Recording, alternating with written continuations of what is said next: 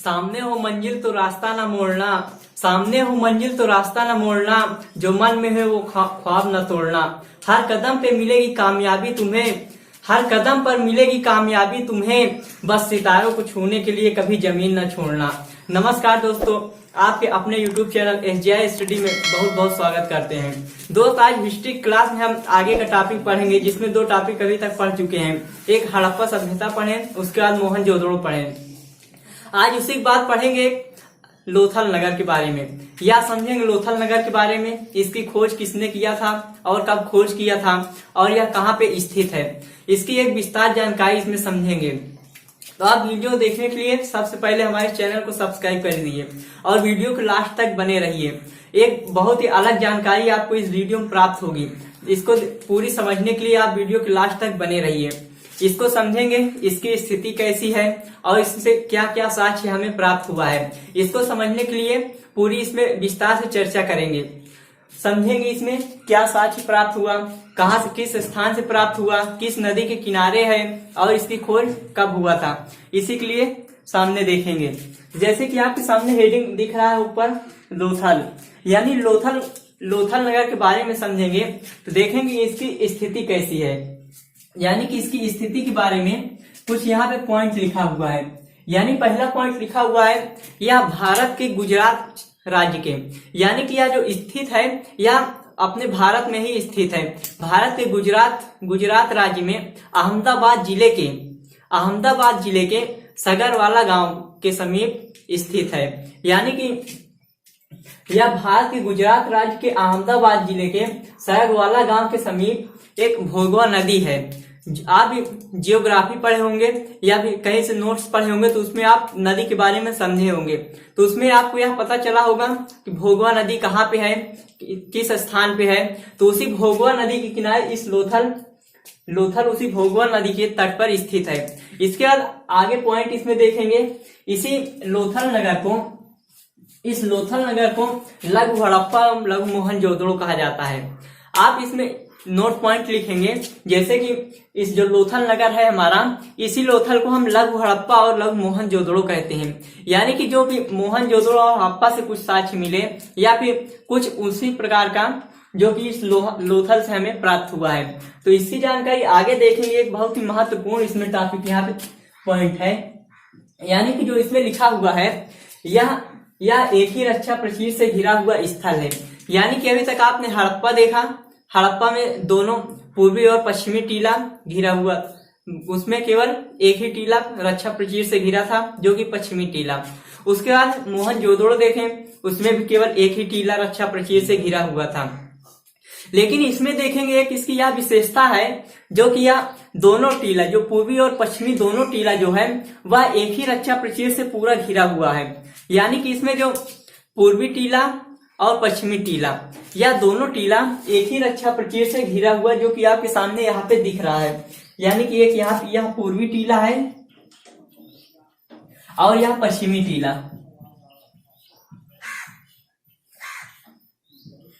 पूर्वी और पश्चिमी टीला यह दोनों एक ही रक्षा प्राचीर से घिरा हुआ है। इसके बाद एक महत्वपूर्ण पॉइंट इसमें यह देखेंगे, एक इसमें गोदी का साक्ष्य प्राप्त हुआ। यानी कि यह सिंधु घाटी सभ्यता के एकमात्र ऐसा बंदरगाह या नगर है जहां से एक गोदी का साक्ष्य प्राप्त हुआ, जो कि उस गोदी के यहाँ पे डॉकयार्ड नाम से विद्वानों ने इसका नाम डॉकयार्ड से प्रसिद्ध किया। उसके बाद देखेंगे इसे एक नगर के द्वारा भोगवा नदी से जोड़ा गया था।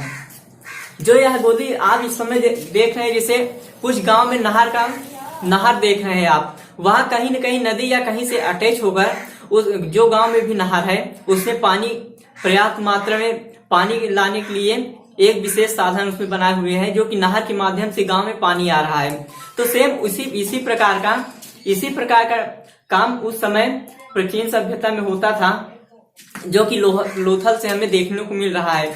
उसका साक्ष्य मिल रहा है यहाँ से, जो कि एक गोदी का साक्ष्य मिला था।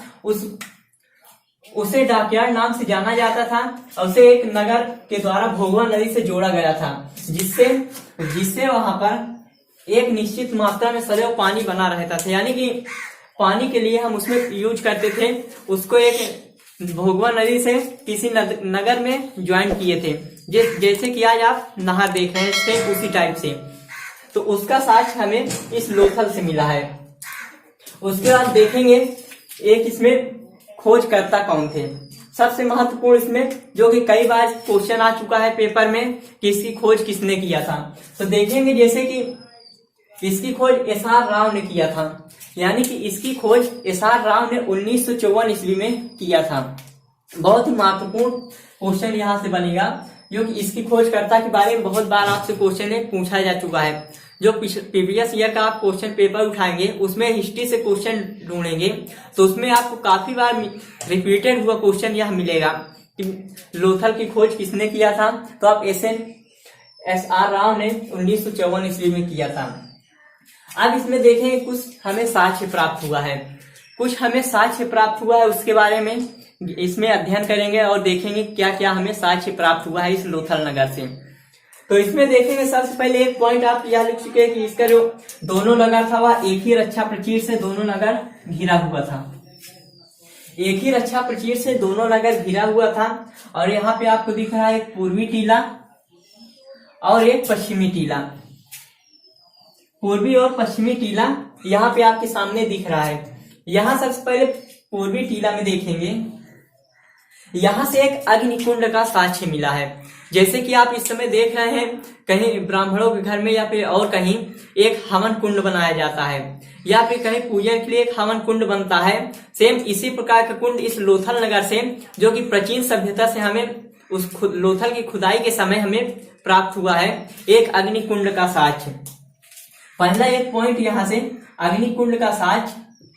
उसके बाद आगे देखेंगे इसमें दो राक्षस के मुंह की बनी हुई मोहर। जैसे कि आप इस समय देख रहे हैं मोहर कैसे है, आप देखे होंगे या फिर नहीं देखे हैं, कहीं देख लेंगे जाके। इसी प्रकार की मोहर का साक्ष्य यहाँ से मिला है लोथल से, जिसमें दो राक्षस का मुंह बना था। जैसे कि आपको ज्ञात होगा इस टाइप की मोहर फ्रांस और ईरान टाइप में ज्यादा इस प्रकार की मोहर बनते हैं, वही की साक्ष्य प्राप्त हुआ। तो इससे हमें यह एक ज्ञात होता है, जो कि विद्वानों का कहना है कि उस टाइम में सिंधु घाटी की सभ्यता के टाइम में, प्राचीन सभ्यता में, यानी कि फारस और ईरान से हमारा व्यापार हुआ करता था। फारस और ईरान से हमारा व्यापार हुआ करता था। तो उसी का साक्ष्य हुआ कि जब यहाँ पे इस मोहर प्राप्त हुआ, राक्षस के मुंह वाली मोहर प्राप्त हुआ, तो इससे विद्वानों ने यह ज्ञात किया कि यह मोहर फारस की है। तो इससे यह एक हमें जानकारी प्राप्त मिलती है कि फारस और ईरान से हमारा पुराना भी व्यापार चलता था, यानी कि आयात और निर्यात कुछ होता था, इसीलिए हमें उसका साक्ष्य यहाँ से प्राप्त हुआ। इसके बाद आगे देखेंगे, यहाँ पे इस पूर्वी टीला से लोथल से धान चावल के साक्ष्य प्राप्त हुआ। यानी कि जैसे आप इस समय देख रहे हैं धान, गेहूं या बाजरा इस टाइप का कुछ अन्य उगाया जा रहा है, तो इसी प्रकार का साक्ष्य प्राचीन सभ्यता से हमें प्राप्त हुआ है, जहां से यह ज्ञात हुआ कि धान बाजरे का मतलब उगाया खेती का काम पुरानी सभ्यता में भी हुआ करता था। इसके बाद बाजरे का साक्ष्य भी लोथल से प्राप्त हुआ, यानी कि उस टाइम प्राचीन सभ्यता में इस टाइप की खेती भी हुआ करती थी, जिसमें धान, बाजरा और गेहूं इस टाइप की कुछ साक्ष्य प्राप्त हुए, बाजरे और धान का।